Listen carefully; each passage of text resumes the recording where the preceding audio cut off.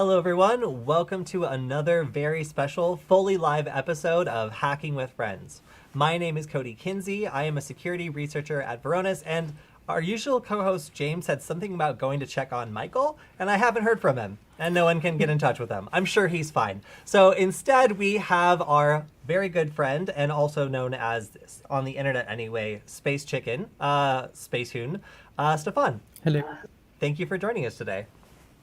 Yeah, no, this is fun. I can try out my green screen. Also, Zam says, Finally. looks like we're an hour early today. So if anyone's surprised, Really? I don't, who knows? But anyway, we're live and we're going to get started. So there you go. So, all right, we have a lot of stuff to get through today because last week we got kicked off the internet twice. Not just in our, I think it was our Tuesday stream got messed up because of our internet, but also our Friday stream got cut off because of our internet. But we made a big stink about it. Our internet is finally fixed, and hopefully we'll be able to get through this stream without the same problems we had last week. But we also had a really exciting stream in the middle of the week that fortunately didn't have any issues. And that was our first ever Varonis SecurityFWD / Nullbyte crossover event, where we showed off a really cool attack that we've had on the show here before with Killian. And Killian went live with us and showed off how to craft malicious Office documents, which was really cool with the interactive chat. We answered a lot of questions, and it's doing really well. So if you want to check it out, that video is on YouTube, both on the Hacking with Friends SecurityFWD account and on the Nullbyte account as well. So if you want to ask questions, I know that also we didn't do any Q&A this week. So if you would like to drop some in the chat while we are live today, you can feel free to do so. Now, we're going to open up today by talking a little bit about what Stefan does, since we have the benefit of having a guest on here who actually makes pretty well-known security tools.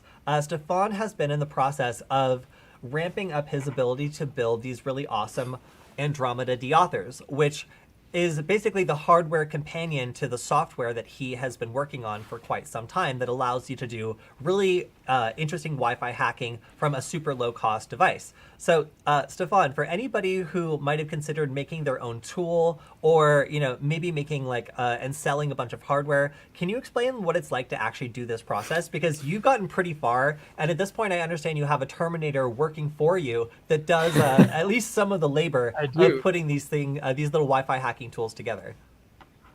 Yeah, so cool. We are starting out with my soldering process. So I've been assembling these things for a couple of days now. The new, well, not new, but the Andromeda boards. Those are the ones. The one I'm showing right here, for example. I have a bunch of them right now. All of them assembled today. They're not fully done yet. This is quite the how do I say this? There's a lot of work that goes into soldering these. There are components on both sides. First of all, there are through-hole components. The antenna, you can see the ones I assembled so far do not have the antenna yet, because that's like an extra step. I have to test all of them. The serial chip is a bit tricky to get it soldered on correctly without any bridges and stuff. And it just takes a bunch of time, especially if you assemble over 100 of these. And yeah, from the first 30 we made back when it was called long range deauthor, like our first run, I sorted all of them by hand, which was okay because we only made 30, but it was already kind of crazy. Components, it's just too many components and they are too small. So on the next run, I had a reflow oven and I used stencils and stuff, and that was an improvement. But still, it's still just placing all of the components is a lot of work. So I got this pick and place machine. Maybe I can show you. I don't know if this is going to work, but I can try. Okay. No, should I? Oh God. Can I move my camera? Is this okay? I think you can Will try. this break? No, I mean, I can try. I guess we'll see. So guys, if we lose Stefan, it's because he's being too brave trying to show you his pick and place machine. Oh wow. Okay, my room is so messy right now. Okay, but yeah, this is the pick and place machine. There's also the oven where I do the reflowing. Um, yeah, this is also pretty big. It takes up like more than half of the desk. Um, yeah, and it's actually a look. Now I have to try to get my camera back into the same position. Oh my god, this is doing horribly. Um, I have to say also, listening to the sound of that machine, it sounds like if you've ever had a nightmare about like a Terminator coming after you, the machine sounds exactly like that nightmare. It's a very startling and scary yes. sound. The okay, so basically it's like a giant 3D printer. Imagine it like this. It doesn't like extrude plastic, but instead uses a vacuum and a nozzle to, well, pick up a component from the table and place it on the PCB, right? So that's pretty much all it does. But because it's automated, you set up everything and then it goes like really fast and puts all these components on these boards, and you can just like sit there and watch it. So you don't have to do this by hand, which is like really annoying because like each of these boards has like 30 or something components on them or more, and they are really small. And the machine can, of course, do it once calibrated with a very high precision. But because it's, I said it's like a 3D printer, and I know maybe some of you know how like the cheapest 3D printers sound, okay? Those that are not like fancy, like with the cheapest components ever. That's how this machine sounds, just like 10 times louder than that. The stepper motor drivers are horrible, and I'm getting replacements. I just ordered them yesterday, and I hope to get this whole machine much more quiet because it's just. Ugh. Also, I think one of the motors is broken, and that's also causing a lot of noise. So I also ordered a replacement motor. But I was able to place 11 panels. Each panel has 10 Andromeda boards on it. Wow. So that worked out. It only took me 2 weeks to set everything up, but hey. So if you're curious about what it takes to automate at least part of the production of your own tool, this is what it takes, unless you're going to be doing like through-hole soldering and using components that are gigantic and don't care that your prototype is like this big. To get a product that's this small and has all these tiny components on it, you really either need a lot of friends who are willing to help you out and a lot of free time and really enjoy soldering and making mistakes, or a machine that never, or at least once you theoretically once you configure it and calibrate it properly, never makes mistakes and will be able to do panel after panel after panel of these so you can get them out the door and ship them to people who like them. So just a really interesting insight, because I don't make my own hardware. I don't know very many people who make their own hardware and sell it except for like Hack5. So it's really, and they are so, Hack5 has been doing it for years and years and years. They're so far ahead that, they're dealing with like big companies and stuff that handle stuff for them. So, it's really interesting to see one of my friends going through trying to scale up selling hacking tools and like making the kind of hardware embodiment of the software that Stefan's been working on for quite some time. So I don't know, I think this is a really cool insight into what it really takes to take an idea, start selling it, and then scale it up, because this has been a project that's taken Stefan quite some time, and I'm very impressed. And also for everyone in the chat, welcome. And also, my eye is fine. If you saw my tweet, I had kind of a terrible day yesterday where I woke up ready to present how to use Wi-Fi vulnerabilities to attack an FTP server with ransomware, which I thought was a pretty cool and impactful attack. But instead, I got a tiny piece of metal stuck in my eye and had to spend a part of the day going to the doctor to get it removed. So I'm fine, and it was just like very spooky. And I'm considering just like permanently wearing glasses now, even though I don't need them, because it came out of nowhere. It was spooky. So yes, but I am fine. My eye is just kind of red and looks like I haven't gotten any sleep on one side.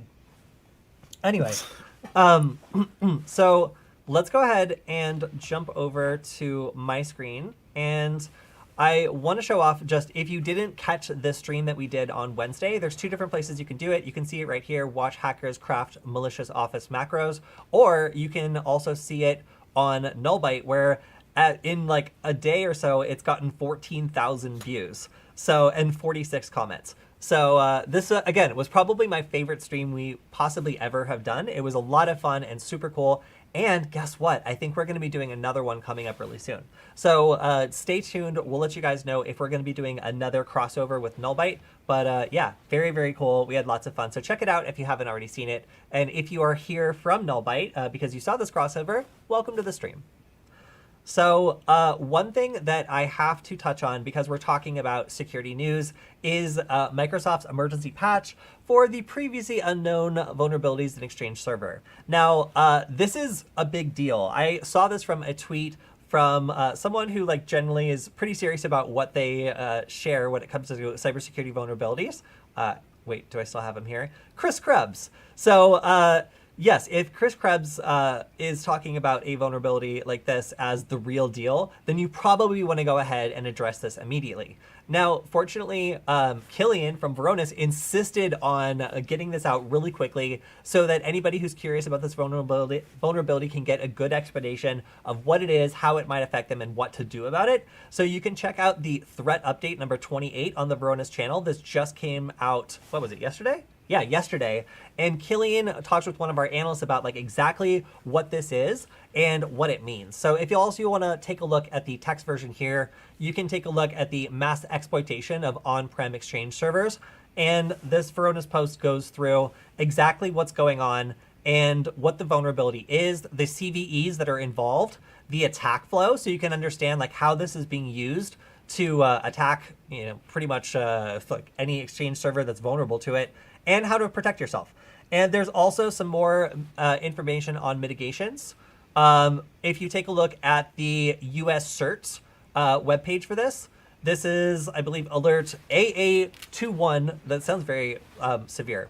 But anyway, this goes through what some indicators of compromise look like. So you can go through some of these examples and see like what user agents, for example, different parts of the attack chain using this exploitation will use when communicating with the C2 server, for example. So if you're going through your logs and you start seeing like these user agents or some of these different requests or these IP addresses, then that's an indicator of compromise that your server has been popped. So pretty spooky, and this affects a lot of people. But basically, Chris was saying that if your organization runs an OWA server exposed to the internet, assume compromise between 226 and 303. So that's a pretty stern warning, and anybody that's involved in IT should probably pay attention to that. Again, if you need more details, you can also check out either the US CERT page or the Varonis threat update page to get an idea of what this is. And also, if you like work with someone who also works with Varonis,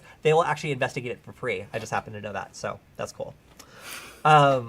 Speaking of my bad day yesterday, I also had the opportunity to debut my FTP ransomware. So this is just a little example of what happens if you break into someone's, let's say you break into a Wi-Fi network that has an on-prem FTP server. It's being shared amongst the office, and no one's made any attempt to separate the networks from each other. So like, the Ethernet network is connected to the Wi-Fi directly, and there's no separation between them. Well, using these incredibly shoddy 39 lines of Python, you can connect to that file share, download everything on the file share, encrypt it with a key only you know, re-upload the encrypted version, and leave a ransom note. In this case, please send Dogecoin to dogecoinmaster69@protonmail.ru. So, I mean, this was the big example. I was going to be like showing off to, like 500 people that I didn't get a chance to yesterday. You'll notice there's still like lines that are commented out, like retrieving big secret. Yeah, it just goes to show that even though I'm very rusty with Python, if you have like an FTP server or anything else on your network that doesn't have a good password, it's super, super easy for an attacker who might just, in the beginning, just be looking to score some free internet or mess around with your router to be like, oh, what's this? And be able to gain access to it. And I've seen a lot of like companies, especially like education, small government, logistics, like companies that deal with databases that like, or just file shares where they need to have something like locally in the office that they just kind of pop up. and maybe they never bother to separate it or authenticate it. These are all attacks that can target all of the data in those file shares. So if you have anything special or precious on a local FTP server, or if your office uses something on a local FTP server, this demonstration is aimed kind of squarely at you. Of course, if there's anything else on the network that is worth breaking into, it can be broken into too. I chose to go with FTP because it's more dramatic, but this could be SSH as well. And it just takes a little bit of Python code here. I actually disappointed myself because I did this before, but I did it completely in Bash, and it was 5 super concise lines. So I'm a big fan of Bash. I think that like Bash is like hilarious to solve problems in. But yeah. Okay, so let's move on to Stefan. Do you remember the SolarWinds thing a couple weeks ago? Yeah, this was like a really big thing, supply chain attack, right? Yeah, exactly. So this is something where, somebody managed to get in and poison an update that then affected a bunch of different organizations. So it was just the intern, it turns out. So nothing to worry about, guys. What? It was an intern, no big deal. Just relax, okay? It's just a breach. Interns do this all the time. We can't get mad at this intern. It's not right. Wait. Sorry. So how does an intern screw this up? Yeah, so apparently the former SolarWinds CEO has said that an intern violated their password policies while setting up a server and exposed the organization to this giant breach. All right, I mean that's one PR move you can pull, throw the intern under the bus. But I mean, it begs the question, like, if you have interns performing critical security functions, yeah, whatever. I'm going to stay out of it. SolarWinds generally does a good job. This is just a slip up, but it's still very funny to see a large security vendor blaming the problem on an intern who violated their perfectly good security policies with this one itsy bitsy tiny little mistake. So, whoops. Anyway, moving on. Oh, wait, we already did that. So this is just, I have to do this periodic reminder because Nullbyte just released the video I recorded back in Los Angeles. You can see me with short hair. It's super weird. And we recorded that video literally a year ago. Anyway, Nullbyte just released this video on how to track down hidden Wi-Fi networks. And I just have to remind everyone, making your Wi-Fi network hidden actually makes it less secure. And it makes every device that connects to that network less secure as well. So if you're thinking about making your Wi-Fi network hidden to like throw people off the trail, you should be aware it makes every single device you own that you connect to it constantly call out for that network all the time. So it makes you in public very, very super trackable by your device, even if it's doing everything else right, randomizing its MAC address, trying to provide some level of privacy for you. It doesn't matter. You have now completely broken that by connecting to this hidden Wi-Fi network. So don't join hidden Wi-Fi networks. On a device you don't want to be constantly screaming out looking for that network, so it's easy to track you. And also, just don't hide your networks. I've now released a guide on basically all the things you can do to unhide a hidden network, and it's very, very simple, very easy. So I don't know why people keep getting seduced by hidden networks. They think that being hidden is gonna help them. It doesn't. Maybe from a layman's perspective it might kind of sound like it's gonna help, but if your work uses a hidden Wi-Fi network, if you use a hidden Wi-Fi network, you might as well just not. It doesn't help. I mean, there might be some specific use cases where it does help, so I don't want to say it's never applicable, but if you're doing it to prevent other people from seeing your network name or whatever, or trying to connect to it, it actually draws attention. Every time I see a hidden network, I'm like, what the hell is this? And as a Wi-Fi hacker, you are provoking me because you've done something that not only is lighting up your network by all the devices connecting to it and shouting out for it, so I can already see it. It's not really hidden from me. Now I want to know why you're bothering to hide it. Is there some good stuff on there? Maybe I should find out. So I'm not saying that doing things that keep you secure provokes hackers, but in this case, doing a pseudo security thing that actually makes you more visible and makes you look like maybe you've got some good stuff to hide might. So it's like having a web network. Yeah, exactly. It's just what are you why? You're provoking it. You're provoking it, exactly. So I got an email from my contact Philip at Maltego that told me that they have just released the Aleph transforms for everyone. So I've covered the Aleph transforms before. Aleph is an amazing journalist-focused database that allows you to search for government entities, public data contracts. Like we were able to like look up how some like Norwegian, or no, sorry, I think it was a German like weapons supplier, Rheinmetall, was like selling like grenades to like some country. Like we were able to like see the contract by like running a search on here. So if you do open source intelligence, if you're a journalist, if you're somebody who is like, generally looking through public information or looking to do that kind of research, this is a big deal. And it's really, really useful to have Maltego, running these transforms and organizing the data for you so you can make sense of the data that's coming back. Of course, you can always use Aleph just from the web interface and it will work perfectly fine. But I just find that using it via Maltego makes a lot of sense because it keeps your data organized and it allows you to see relationships in the data and also pivot off of them to investigate other clues. So super cool. I really like that Maltego keeps me up to date with all the releases they have so I can share them with you because I've been working on this internally and sharing it with journalists for almost like, I think like 6 months, maybe around like 6 months or so. So it's really exciting that this has been released for everyone. So, if you want to check it out, feel free to do so. I hope that it is available on the free tier. I have not confirmed, but I believe it is. Sorry. All right. So Stefan, what do you know about Gab? Nothing. So Gab is a American social network that was recently breached. So 70 gigabytes, including public and private posts, user profiles, hash passwords, direct messages. And this is generally also a website that is used by the far right in the United States. It's kind of affiliated with that. So this was released by DDoS, a distributed denial of secrets, which I think is hilarious and great. And in particular, this breach was assisted by the same person who did a lot of work on the previous breach that made a lot of social media attention, Donk Envy. So shout out for causing some positive chaos here. Also, the breach notification by Gab is absolutely the craziest thing I have ever seen a real company release on the internet as a breach notification. And by the way, if you see stickers at the next DEF CON that say mentally ill tranny demon hackers, that is because that was actually the official attribution by Gab for what happened. That was the group who was accused of breaking into the company, presumably using their demonic powers. So again, shout out to Donk Envy for creating that amazing sticker that I cannot wait to see on everyone's laptops next DEF CON.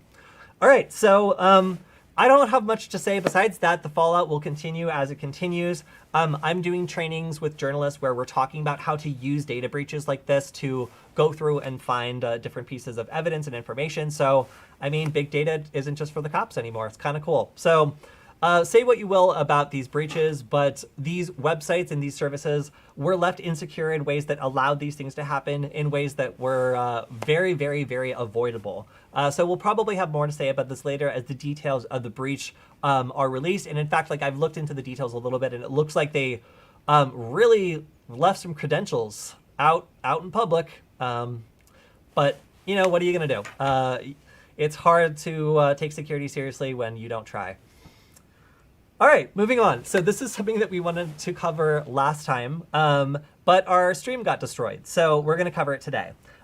We have covered using a Raspberry Pi to create a pirate box before, which is basically an off-grid server that allows you to upload files, host a chat, and do other basic functions over Wi-Fi, just proximity-based. We even use it as kind of like a dead drop, so you could like have it hosted somewhere and have different people come over and put files on it. But it could also function as like something like a message board or like something like that.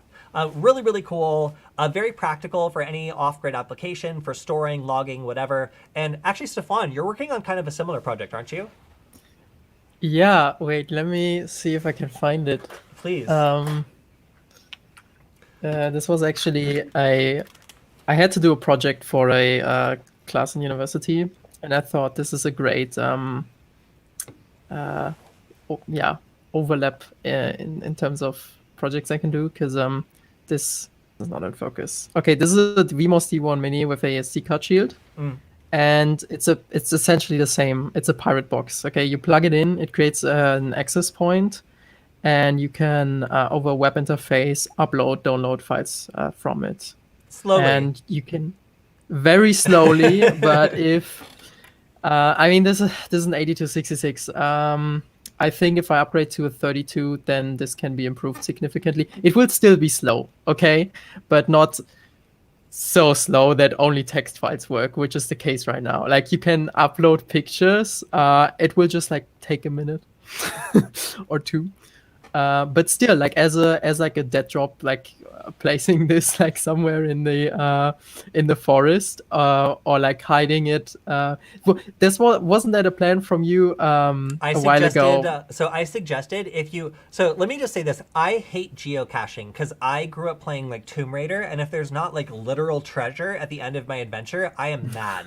So like, unless I like uncover something of wonder, I'm just like, I am sorry. Like, why have I been wasting the last hour? And like, most of the geocaching I've done has been lame. So imagine like a geocache where the thing that you find is like a little switch that you can switch, and then instructions just like connect over your phone, and you could basically see photos of other people that have found the geocache, exchange messages, leave your own message, like maybe upload a photo of your own. Like that would be so much cooler as a geocache than, you know, something that just like, I don't know, like a stick with a message on it, or a rock with like paint on it. Like I've just been, Yeah. I've been let down so many times, you guys. So I was suggesting to Stefan, if you like 3D printed a little case with a button that just turned it on for maybe 5 minutes or something, and maybe like a little solar collector, or you could get as elaborate as you want, and you made it a little like geocache. You could have people come by and like upload stuff to it, like.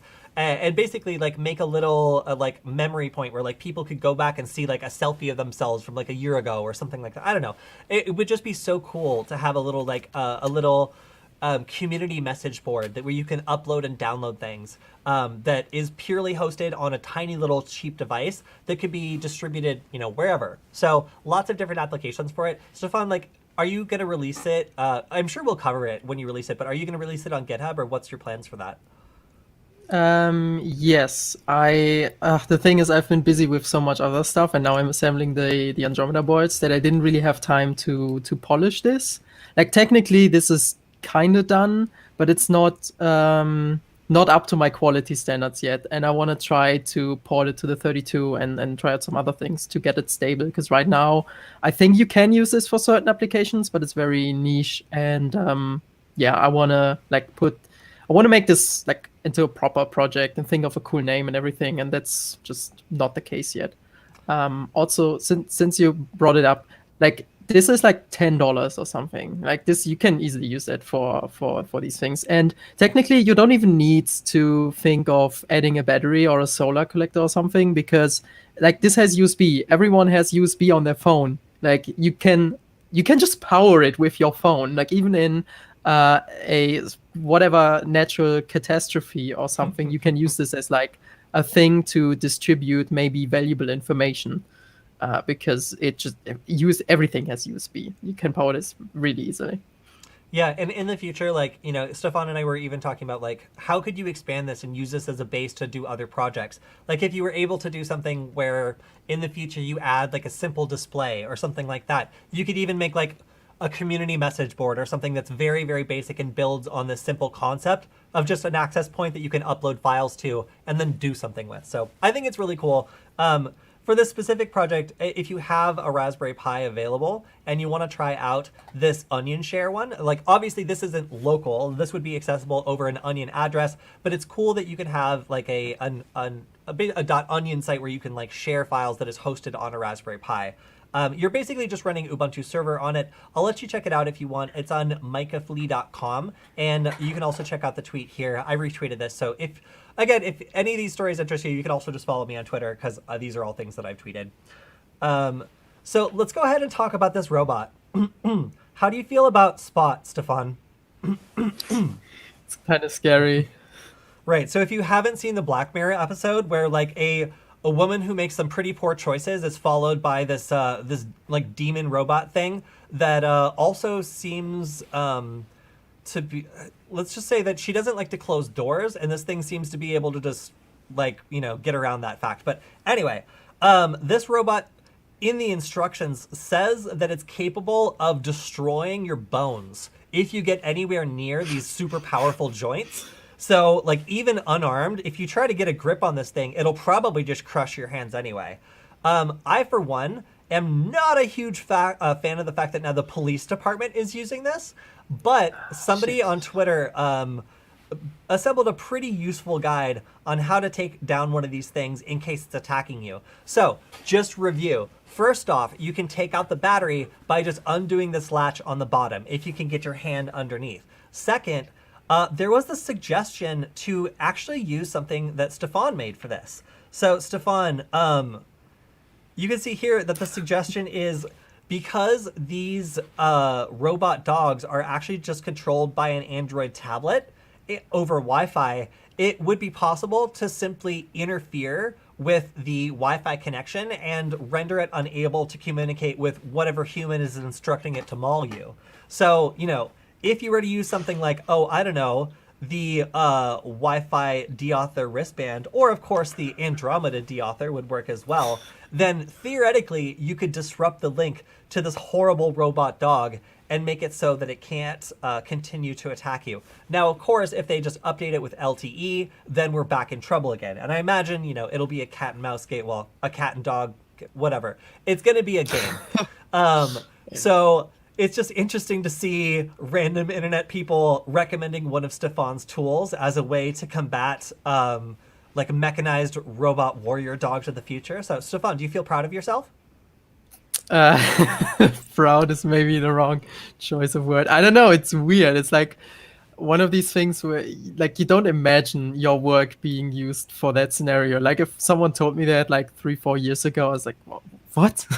Okay, let me tell you guys the top 3 weirdest places, I guess top 2, because this is one of them, weirdest places that Stefan's tools have ended up that I know of. And that's me, not Stefan. I'm sure he knows better. One of them was in use by the German police to disrupt like drug suspects' Wi-Fi cameras before doing a raid. So like rather than complain about Stefan's tool, they're just like, cool. And they just started using it like within the bounds of their actual job. So that was really weird. And then second, Stefan was recently telling me, I don't know if you mind me sharing this, about the challenge coin. Yeah, sure. Okay, so the U.S. military has a really active cybersecurity community, and I think it was like a captain in the National Guard who was doing cybersecurity training actually 3D printed a case for challenge coins. So like if you won a challenge, then you would get one of these that contained like a D1 Mini running Stefan's code. So really, really cool that people that are like in all these diverse backgrounds are encountering code written by Stefan. And in this case, that it's a prize for doing an excellent job. So do you remember the name of the guy? I don't want to put you on the spot, but no, I'm looking it up right now. Yeah, I just wanted to say it's really cool sometimes to get feedback from the community about all the different places that this stuff ends up. And that dude seems super nice, and like he was really enjoying teaching people about cybersecurity. And it's interesting to see again, like all the strange and unexpected places that Stefan's tools end up. In this case, as a prize for National Guard cybersecurity students who are learning cybersecurity basics and participating in challenges. So shout out to that guy who hopefully will remember his name at some point. But I've got so many emails. I cannot find it again. It's okay. It's quickly. okay. Yeah. Well, so while Stefan thinks about that, I also heard an interesting story about just responsible disclosure and the right way to go about doing your research. So cybersecurity professionals and researchers are constantly confronted with the threat of having our research misconstrued and threatened legally by people who don't understand that just because we found a vulnerability in your product or service doesn't mean we are attacking you. We are actually trying to help you fix it. And if we've contacted you about it, it's usually serious enough that you need to fix it somehow. So amazingly, Xerox, I guess at least somebody at Xerox still hasn't gotten that message because a researcher at the Infiltrate Security Conference received a cease and desist and basically had to cancel his presentation because Xerox chose to try to silence them. So it is never a good idea to try to silence bad news coming from the security community about your product. I'm sorry, it just never ends well. I've never seen a case where legal action taken against a researcher who's trying to responsibly disclose something ends well. So just be aware that as you get into security research, this kind of thing happens all the time, and it can be a really discouraging thing. So it's a constant battle between people trying to make sure that everybody on the internet using these services are safe and companies who don't want to look bad. Can't officially say that that's what's happened here, but I will say that there's a lot of cases of this sort of cease and desist demands against researchers who are just trying to do their job and be responsible with disclosing. Now, I was going to say speaking of responsibility and disclosure, but let's say speaking of maybe not so responsible disclosure of vulnerabilities, a company that hoards these vulnerabilities and then sells them to the highest bidder is now getting in trouble in the United States.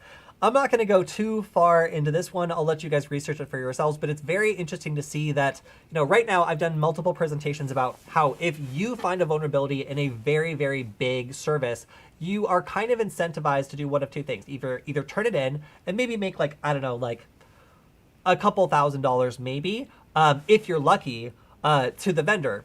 Or you can turn around and sell it to a group like this who will give you $1 million, weaponize it, and then maybe not pay so much attention to who buys it and uses it. Even companies, or not companies, but even countries that have pretty questionable human rights abuse records. So NSO Group has gotten in a lot of trouble in the past, or at least a lot of flack for selling to countries that have appalling civil rights abuses.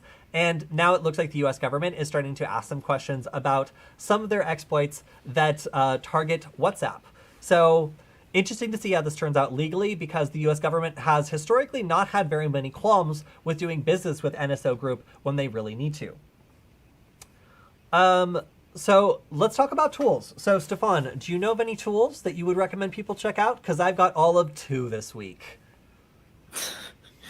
I'm not prepared for tool recommendations out of my head. No, I haven't looked at anything new recently. All right, so there were only 2 that really caught my eye this week. And okay, fair disclaimer, we do this pretty often where we'll go through, I'll take a look at stuff that I'm considering doing all white episodes on, but I haven't actually gone through and rigorously tested it yet. Now, that being said, I try to go through and make sure that there's no like serious indications of like tons of issues or like nobody's ever heard of this tool before. But that being said, I have not fully tested some of these tools. So if they don't work for you, please don't blame me. So the first tool I wanted to mention is something I have used in the past, which is fake SMS. And this was something that I just use when I don't want to give out my phone number, or if I'm making a second account on a website that requires SMS verification.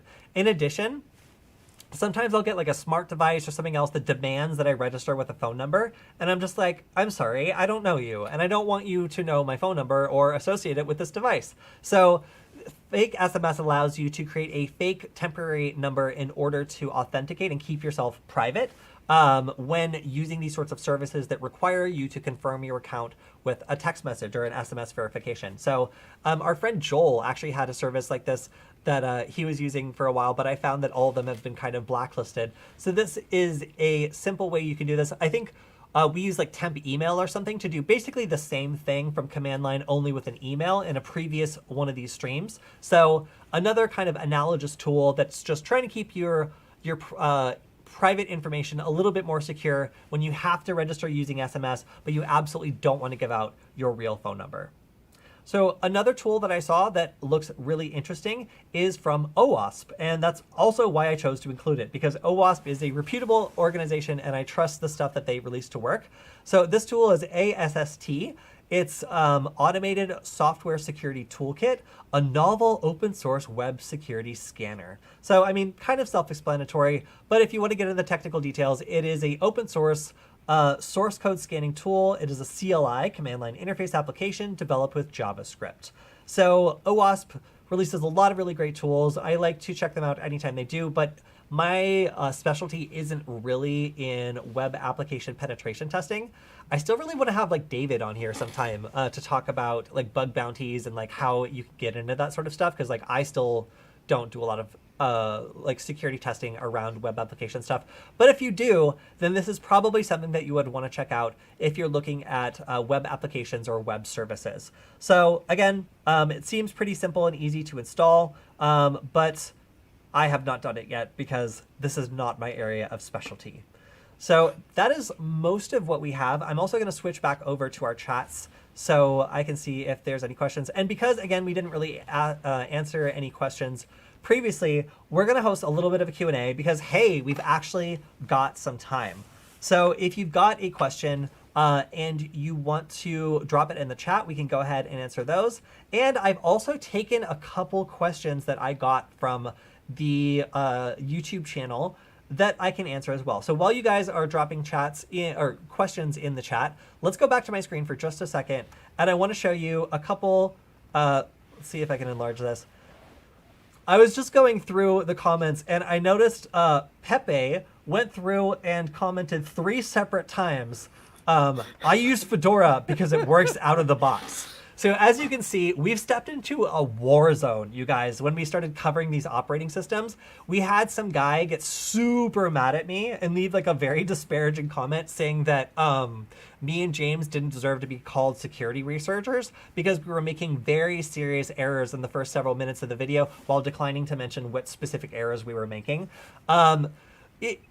We really have been getting a lot of like, an increase, I guess we'll say, in like negative comments by purists for these different operating systems, telling us that we did a bad job or we just don't appreciate their favorite operating system while we did this. Although on the plus side, we have gotten one of the lead developers for, I think it was Pen2, who was on the thread with us, just like actually really helping us a lot. So it's been pretty crazy getting into the operating system series because yeah, everybody has an opinion and they really, really want to express it. All right, so this was a question we got. One of our videos has been a lot more popular lately because, well, I guess it's just been being shared more. And that is our how far can Wi-Fi really travel video. So in this video, I went ahead and took a directional Wi-Fi antenna, went up to the Hollywood Hills and pointed the antenna in a couple different directions. And I was able to measure that I could receive transmissions from a Wi-Fi network that was 5 miles away. So this person asked a very legitimate question. How can you locate that Wi-Fi network on the map and calculate the distance? So Stefan, like how would you do that if you were wanting to detect like the furthest distance that you could see with Wi-Fi? How would you go about like measuring that? I mean, you described you saw a Wi-Fi network, right? Mm-hmm. So did you look at Wiggle? That's exactly what I did. That's exactly what I did. So in the video, I think I went into the explanation. I wrote a Python script that will basically take the MAC addresses of all the different Wi-Fi networks that I can see. So I open up Wireshark, I plug in my wireless network adapter with the antenna, and I scan, I save the file, and then I run the file through a Python program that uploads each MAC address to Wiggle Wi-Fi or wiggle.net and looks to see if that network has appeared in its database before. If it has, then it means that somebody has war-driven the network, and I know the GPS coordinates. So I also in the Python program compare the GPS coordinates of where I was when I recorded the data with the known location of that Wi-Fi network, and I get the distance between me and the observed point. So I'm relying on a database of user-contributed. Honestly, I contributed most of those. I war drive a lot in Los Angeles, but I'm relying on a database of user-contributed wireless networks that have been war-driven and specifically geographically located, so that I can run a Python program to find the furthest distance between all these different networks. And in the map that I generate on this video on the SecurityFWD channel, you can see that it pinpoints every known network, and you can see that I'm able to receive data from a bunch of different networks, not just the one that I got the final calculation for. So this was very simple Python, and I released this also as a, I released this as an IPWY file, so you can run this in Jupyter Notebook and put your own data in and actually see this graphed out for yourself. So yeah, I released this as a Jupyter Notebook file if anybody wants to check it out, if you're into that sort of thing. Or if you have some sort of project where you need to calculate the furthest seen distance in order to do a thing. Now, it should be noted that this is like one directional distance. This is not bi-directional communication. I wasn't associating with this Wi-Fi network. I was just observing it and trying to see how far I could see with Wi-Fi. So really good question though.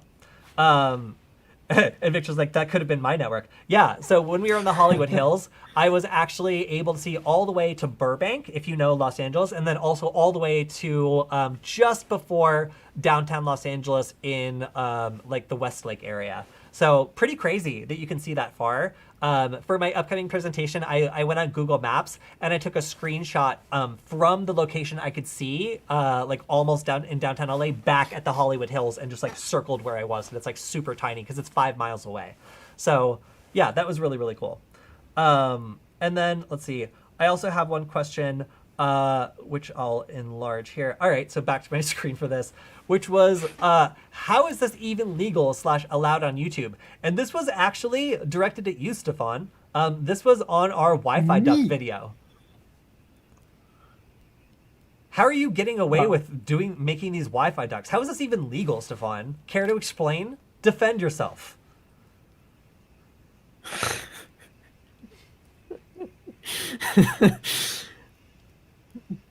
I mean, like, this is like, we are also doing an important job. We need to inform people of how these attacks work, and I'm very confused about this comment. Like, of course, like, this is obviously educational. This is the video in the coffee shop thing, Yeah, where so- you plugged it in and like explained how everything worked. I mean, that's very like obviously like explaining the attack in like a context, and like learning how these attacks work in general, not just like, oh, you do this and then you can like hurt people. No. Yeah, in this So, video, yeah. we didn't even bother to describe how to do the attack. We actually were just like, hey, this is how hackers can do this sort of attack, and then just took you through this step, like over the shoulder of what an attack looks like. It looks very dramatic, but we don't actually show you how to do it. So, I mean, many responses to this. One, security by obscurity is not real. Just by hiding a vulnerability doesn't make it go away. Two, if you're sitting in a coffee shop and you see someone plugging into your laptop, you should probably know what's going on. We're trying to show you. And three, we don't even really show you how to do it. So I don't really understand what the problem would be here, even in the first place. It's like complaining about a documentary showing how something illegal happens. Like if you get mad about like documentaries showing like how the drug trade works, then like I guess just shout at your TV, old man. Like I don't know what to tell you. All right, so let's go back to the comments. Also, YouTube likes to ban these videos. Oh yeah, so I forgot to tell you guys. So we recently got in trouble with YouTube again. Can you guys guess why? Go ahead, Stefan. Guess why we got in trouble with YouTube. Hacking content. Oh no. It wasn't hacking What? content. We decided to play it so safe that we weren't even showing people how to hack. In this video, we had a meme ringtone. I remember. Yeah, you messaged me about this. Yeah, we got like 10 seconds of like some music in the background, and like the whole thing got like isn't completely visible anymore, and like no ads, right? Yes, we got, so we had 10 seconds of a meme ringtone that like went from quiet to slowly ramping up just to like, we basically got busted memeing, and like YouTube says that we can't have any fun. So we're re-uploading the video with no memes on it because the meme police caught us. Like we'd have to pay money to this like, who even, ugh. So yeah, censored again, YouTube. But fortunately, all we had to do this time was just change a song. But making content is difficult. Also, just want to say, if you guys have any ideas for upcoming episodes, we'd love to hear them. And we've been doing a lot of stuff with like just hacker operating systems. So if you have an operating system you guys want to check out, then we can actually do it. One question is, Black Arch is good? Well, we've covered Black Arch, and among the operating systems that we've covered in the past, it was the only one that immediately had errors after installing it directly from the website with no modifications at all. So Black Arch is good, but it's more difficult than the other ones because it didn't work out of the box, as a lot of people like to say. When we did it on our stream, it had significant errors, whereas when we installed Manjaro and then just imported like whatever tools we wanted from the Black Arch repository, it actually worked beautifully and was a dream. So yeah. Oh, also, if your message is getting deleted, then it's probably because you're spamming and we have community moderators. But I'm not doing it, so I'm not the bad guy. So Victor's asking if we can do a deep dive on the Wi-Fi pineapple. I actually kind of do want to do this because we use the Wi-Fi pineapple on a Hack 5 video, and Stefan, I think that you need to make some of your products play nicely with the Hack 5 Wi-Fi pineapple if you ever want to be on that show. Sure. I keep telling you I want a pineapple so I can do a video about probe requests. So one of the characteristics of the Wi-Fi pineapple is when you plug it in, if it just starts pine AP and starts going away, you might just start seeing like long dead Wi-Fi networks that you've like had in the past start springing up in response to like devices around you that used to be connected to that Wi-Fi network forever ago. So like I know when I first got a Wi-Fi pineapple, I plugged it in and immediately got scared because I saw a bunch of Wi-Fi networks I used to have at an apartment like miles away suddenly appear in my area, and I didn't realize it was reacting to like an old printer that had been connected to my old Wi-Fi network and was now causing the Wi-Fi pineapple to set up a fake network to try to capture the printer. So yeah, maybe we can do a deep dive on like setting up some Hack 5 tools, starting with maybe the Wi-Fi pineapple. And I also, there was one other one that acts as like a Wi-Fi tap, which is really cool, that we use to show how you can intercept a feed from a security camera on Nullbyte like forever ago. Aside from that, my favorite Hack 5 product is still the USB rubber ducky. I just think it's the best one. I don't know why.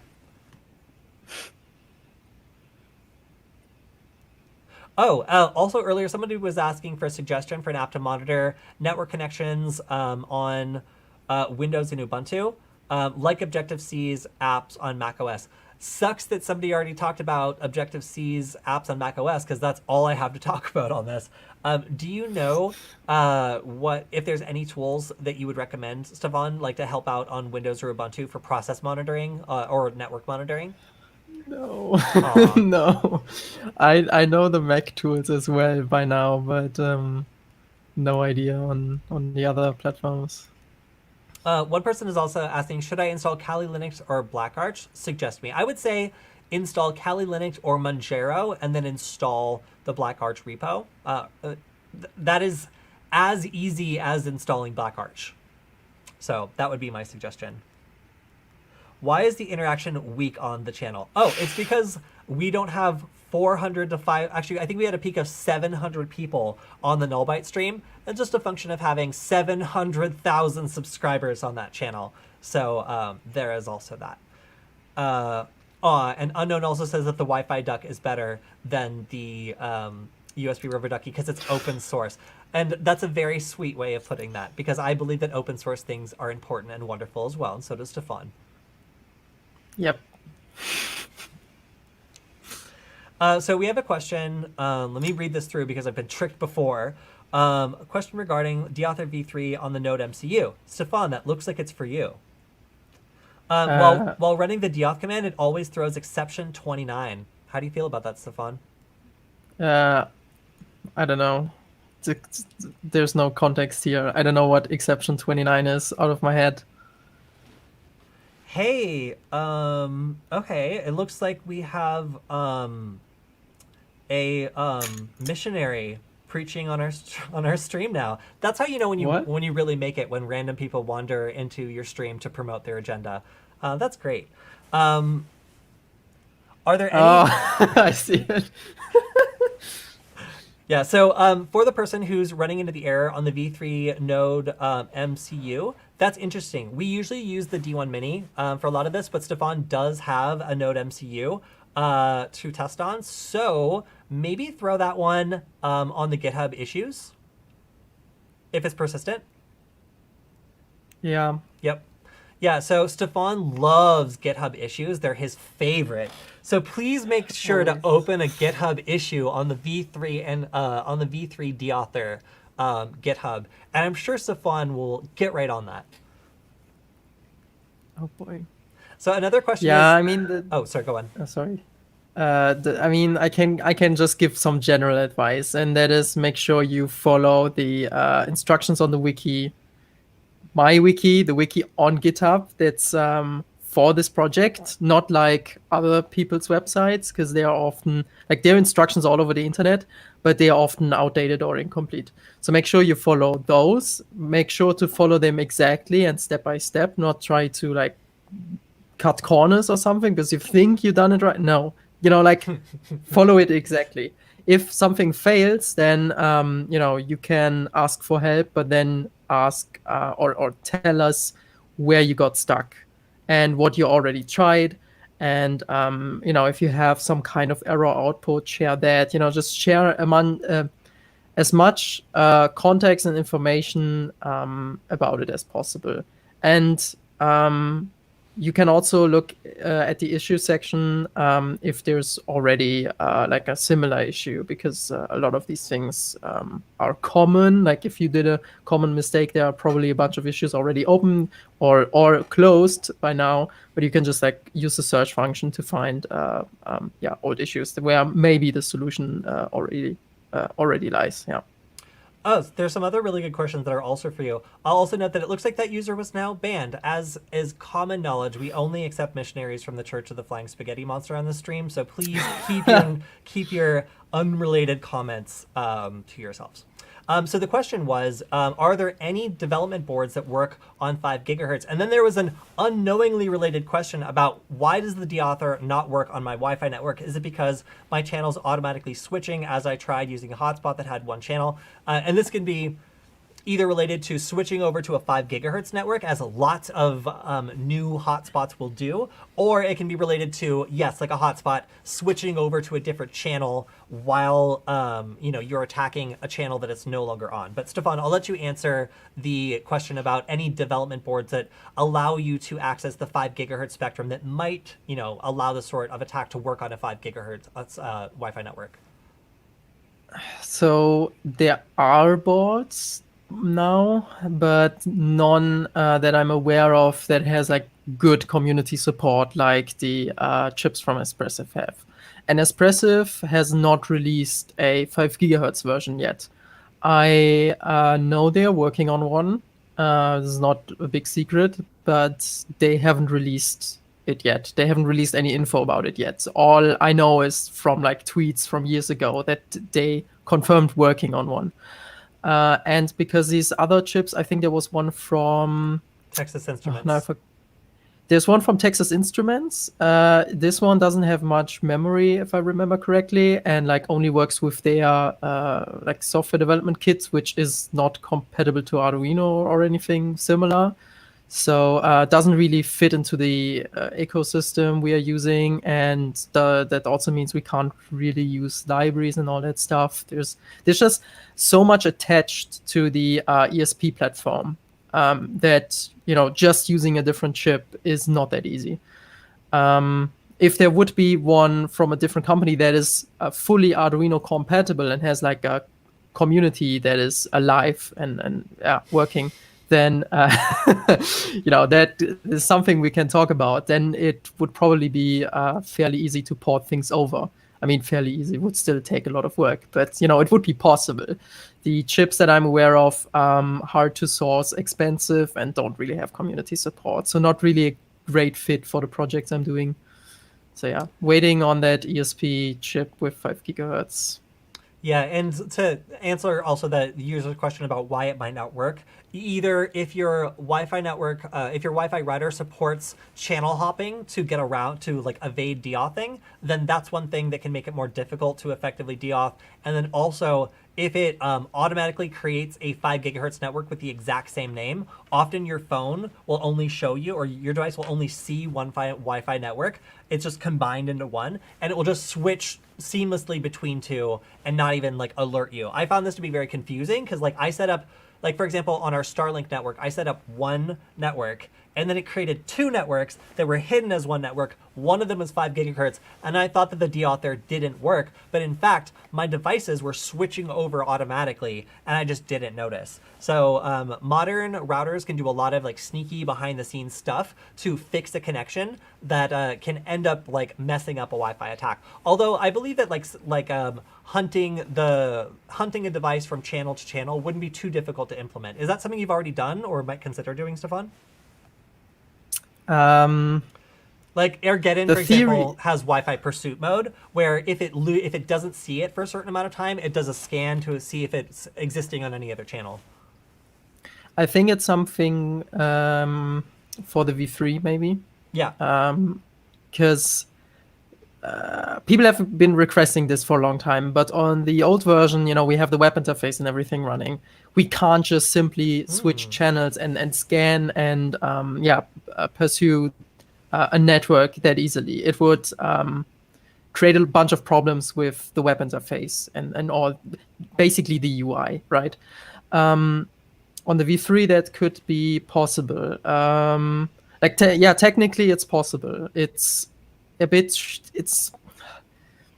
I don't want to say it's hard to implement or it's easy to implement. It's just the ESP can only do one thing at a time, really. And this means that if you're you have to scan, then you have to see if the network is there that you're looking for. So you have to cache what network you are trying to pursue. Then you have to attack, but then in which intervals are you scanning again? Because scanning will take some time, and that means the time you scan is if you scan for 10 seconds, it means you are not attacking for 10 seconds every minute or whatever interval you set up. Right. So all these things are to be considered, and maybe at least on the 8266 this wouldn't make so much sense because it wouldn't run that smoothly. But then again, maybe on future chips. I mean, yeah, like the ESP32S2 3 or whatever. Do it for There were a couple other interesting questions / comments. One is just, can you make a project that's just a deauthor that attacks all channels all the time and just destroys everything? It's very, very, very simple to do that. The reason why Stefan specifically hasn't is to make sure that his tools aren't classified as mass jammers and banned. So you have to actually go through and intentionally set it up to do that if you want to do that. But his devices are already capable of doing that. It just forces you to manually confirm it and doesn't make a big red button some, ignorant person could accidentally press and then get themselves in trouble. So you really need to know just enough about this in order to trigger, deauthing everything around you in order to have it do that. But it is capable of doing so. And I also have to shout out, thank you to Leo for a bunch of disproportionately excellent questions. One of them was just, he has the Wi-Fi duck. I get internal connection issues when he uses it on the web page. Quick troubleshooting for the Wi-Fi duck. Check to make sure that both devices are flashed properly. It seems like the ESP8266 is flashed properly, but make sure that your other chip is flashed properly. That's the number one thing that I find is wrong. Number two, make sure that the connections between the two boards is good. If the connection is not good for any reason, then you will get that error. But that error just basically means the two aren't communicating with each other, either because the firmware is messed up on one, or because the communication is being blocked by maybe a pin that's not soldered properly or something like that. Also, a suggestion was also from Leo was to make a Wi-Fi duck using the SIM800L module to send data over mobile rather than Wi-Fi. So I guess you could just have a dedicated web page up that you could just type commands into, and it could send it over mobile data to the Wi-Fi duck from anywhere. I guess it wouldn't be a Wi-Fi duck anymore. It would be like an ether duck. No. Or not even either, just like a air duck. I can then kind of tease another thing I'm working on, I guess. I want to start a new project for these USB HID attacks. One that is kind of like a platform that would work with multiple microcontrollers and multiple add-ons. So it's not, the Wi-Fi duck is very specific. You need those two exact microcontrollers and connect them in this exact way. I'm thinking of a new project where everything only builds on one chip. However, there are configurations you can take. So you can use just for example, Arduino chip. And that would be like a USB rubber ducky, right? Or you can use one of the new ESP32S2 chips, which would give you Wi-Fi and USB combined in one chip, making the whole process much easier. And there's just so much less that could go wrong. But then also, that's at least I'm thinking that for the future. That's not something I will release immediately, but that it has support for add-ons, so you can easily say, on these pins I attached, this, I don't know, mobile thing. So now it can accept, requests, commands from a text message, for example, or over Bluetooth, or I don't know, Ether, whatever you want. Making that's my vision, like having a project that's a bit modular. Yeah. Cool.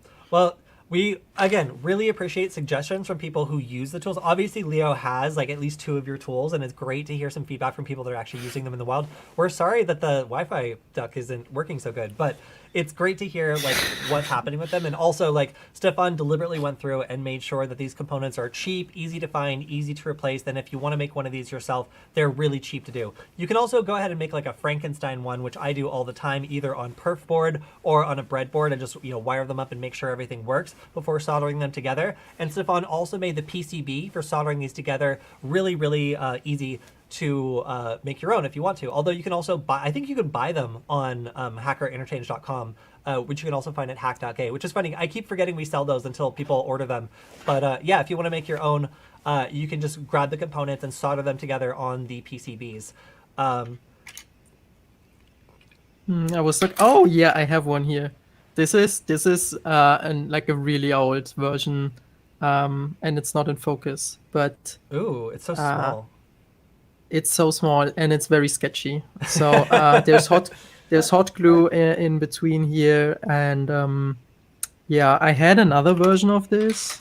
Oh right, this one is with the CJMCU Beetle. You know this chip, right? Yeah. Oh yeah, yeah. I love that. I actually really like that chip. I had to solder on a voltage regulator here, and that regulator gets so hot, the hot glue that connects everything melts. That's so... Oh my god. So we had one question, which is, can the Trinket M0 be used with the Wi-Fi duck instead of the Pro Micro? Yes. Hey, see, you ask, we answer. And then also, Leo gives a shout out to Satonic. We're actually meeting with Satonic on Tuesday to talk about making classes for some of his new products. So nothing official yet, but Stefan has his code running on the Maldrino W, which is a new release from Satonic. So if you guys have checked out the Maldrino W, if you've bought one, then we're thinking about making classes for it to make it a little bit easier to use some of the advanced functions. But yeah, so just let us know if you are interested in that. And also Leo's asking for us to get Satanic on the security forward feed. Yeah, we could probably do that. Do you think he'd be down to come on sometime and just hang out with us? Pretty sure, yeah. Yeah, that'd be cool. I would really enjoy having Satanic on. His devices are super cool, and he's really mastered the art of like creating very useful, very straightforward security tools for his audience. So yeah, if you guys like Satanic, maybe we'll ask him to show up on the show and give us a tour of some of the devices he's been coming out with, because he's really released a lot of stuff this year. It's been really awesome. Go to his channel and comment under one of his videos that you want him on this live stream. Oh yeah, everybody go to Satanic stream and please start requesting that he appear on the Hacking with Friends show. I'm sure he'll be like, call them off and just agree to it at some point. All right. So I think that we're a good 8 minutes over. Is there anything else you want to talk about, Stefan? If I really like that there's some people using your tools here. So if in the future, maybe we should schedule one of the... We didn't tell anyone that Stefan was going to appear on the show today. James is actually really busy with college work, so I'm like just getting people to kind of cover for him like in the interim. But if we want to maybe let people know in advance, if you have any questions about the Wi-Fi duck, the Wi-Fi deauthor, the V3 versus the V2, maybe we could do a couple demonstrations. Like we could also do a stream just on like, you know, using it, trying it out, and answer your questions when it comes to that. So there's also some really interesting research by Matthew Van Hoff on using probe frames to do some of the attacks that we've been using other types of frames for. Probe frames are by default, like, you know, not authenticated because like you don't have any information to authenticate them yet. So you can put security settings in them that effectively will throttle or eliminate someone's ability to connect to the internet. So Stefan and I have been talking about integrating some of these exotic probe frame based attack, or not probe frame, beacon frame, sorry, based attacks that are basically putting out the appearance of Wi-Fi networks, but they have settings embedded inside them that are malicious and will affect any device that receives them and processes them. So an application might be somebody's connected to a Wi-Fi network, and rather than deauthing them, we can start sending them probe frames that tells them the data rate is so slow that they can't transmit, or that they need to wait so long before transmitting that they will always get drowned out by other devices around them. So lots of cool experiments with Wi-Fi that we're also looking at for future versions of the Wi-Fi deauthor. And obviously this has gone beyond the Wi-Fi deauthor. So if you guys have suggestions for names for this platform, please. I have been savagely rejecting several of Stefan's perfectly good recommendations. So, you know. By the way, I found the challenge coin thing and I sent you the link on Signal. It's soldiersandsaints.com.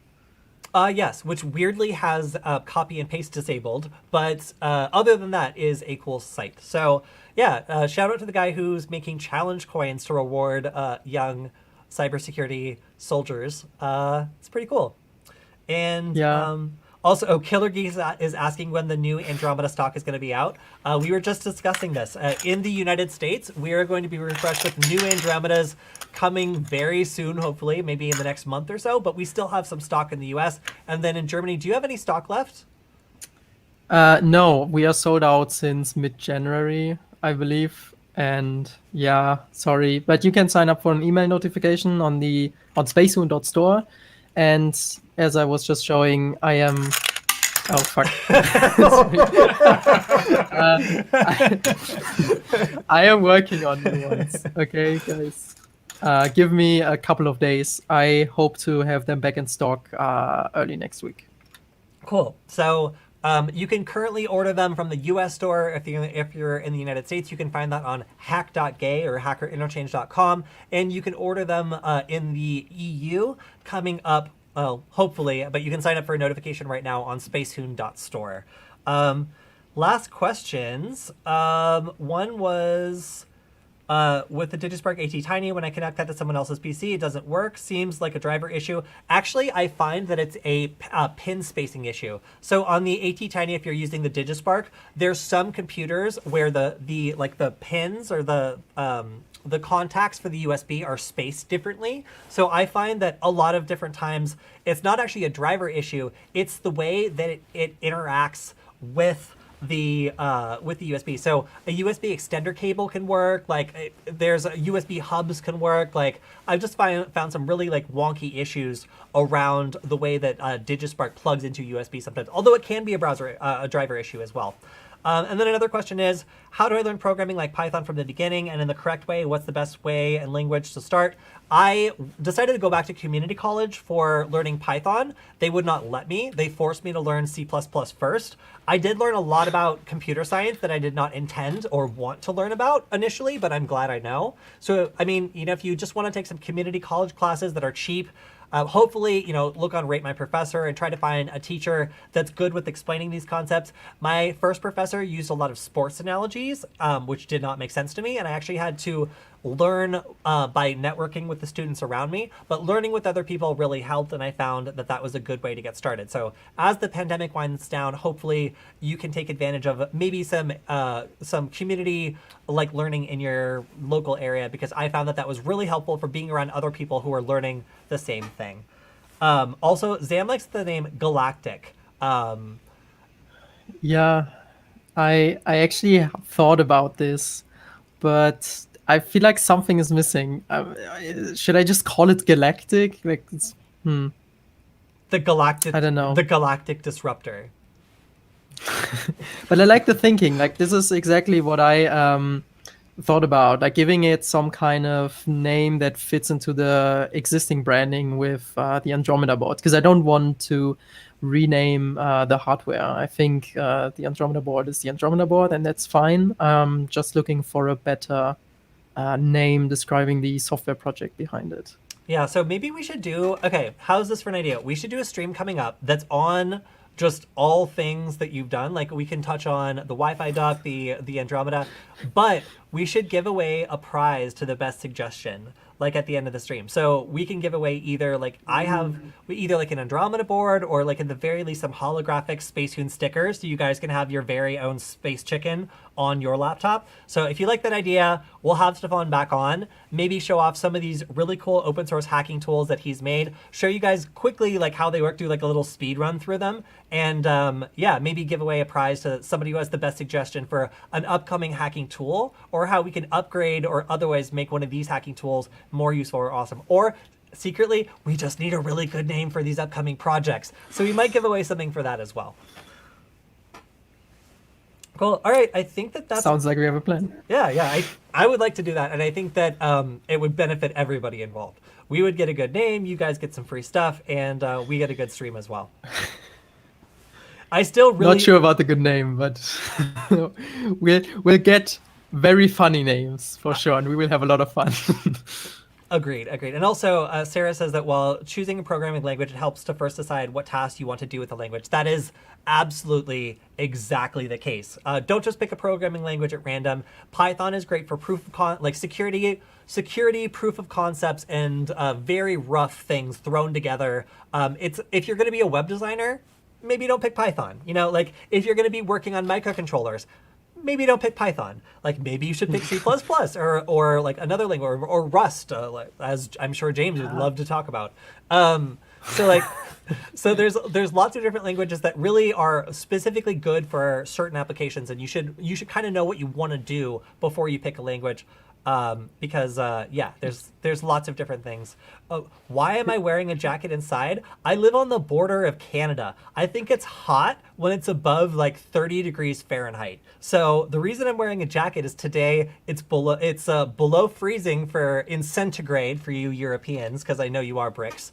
So I am keeping myself safe because we're filming in a basement. I could get frostbite. But anyway, all right. So we also have suggestions for dark matter and Pegasus, which I actually think is cool sounding. Dark matter is also something I thought about. Right? See, you and Zam are on the same wavelength here. Yeah, I know. I thought dark matter would be a cool name, but for a different project. Oh, also Unknown asked Stefan, can you make do-it-yourself versions of your projects so we can make them? Buddy, have I got great news for you. Stefan, care to share? They all are. Okay? They already are. Yeah, so every single one of Stefan's projects also comes with a version, or can be just assembled using your own boards or your own super low-cost components. It might look substantially uglier and be somewhat larger, but there's documentation to build, for example, your own Wi-Fi duck, or just use a Node MCU or a D1 Mini to make a V3D author. So if you wanted to make like your own long range or Andromeda D-author, you could use a D1 Mini Pro, take a heat gun, change over the tiny little 0 ohm resistor to set it to using an external antenna, and then put an external antenna on.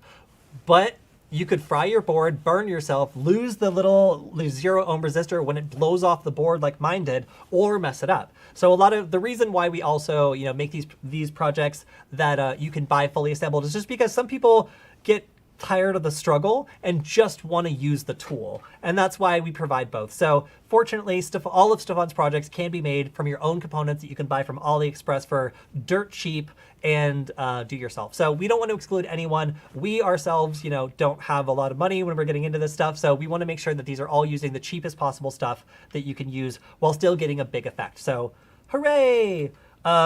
He also asked, where are the links on GitHub? Stefan, if you want to see your projects on GitHub, it's Spacetoon Tech, right? Yeah. github.com/spacetoontech/project name. Yep. And, oh yeah, go on. It seems like he's asking about the Andromeda. Maybe there's some confusion here. Yeah. So the Andromeda... What we mean is...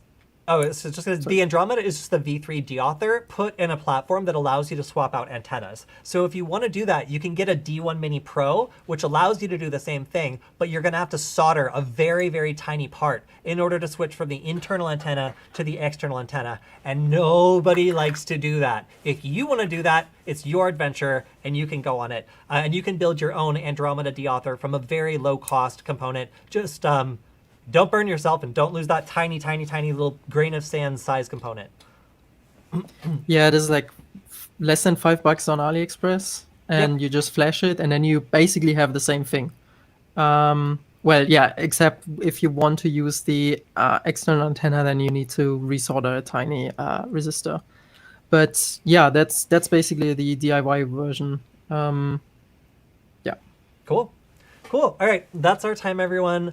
Thank you to everyone in the chat who asked excellent questions. Again, it's great to see people who like actually use Stefan's projects coming in, giving us suggestions. I really like the sim idea, or where you could make this just accessible from anywhere. I think that's a really cool and interesting like way of doing this. And yeah, like all in all, I love doing these streams. So if you guys have upcoming ideas, we love hearing them here. We'll also answer your questions. I think we're doing also our Q&A on Wednesday of next week. So if you have any questions that didn't get answered today, make sure to drop them on the YouTube channel, because we go through and we make sure to answer those whenever we get a chance to. Also, make sure to check out the Verona's brand channel. As we mentioned before, the threat update is a great way to stay on top of these really big things that are coming out in the news.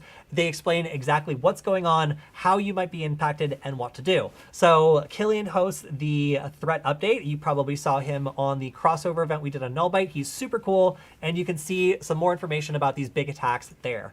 Yeah, that's it. We'll see you guys next time. Thanks, Stefan. Thanks, Zam, for doing the moderation, and we'll see everyone on the next stream. Bye.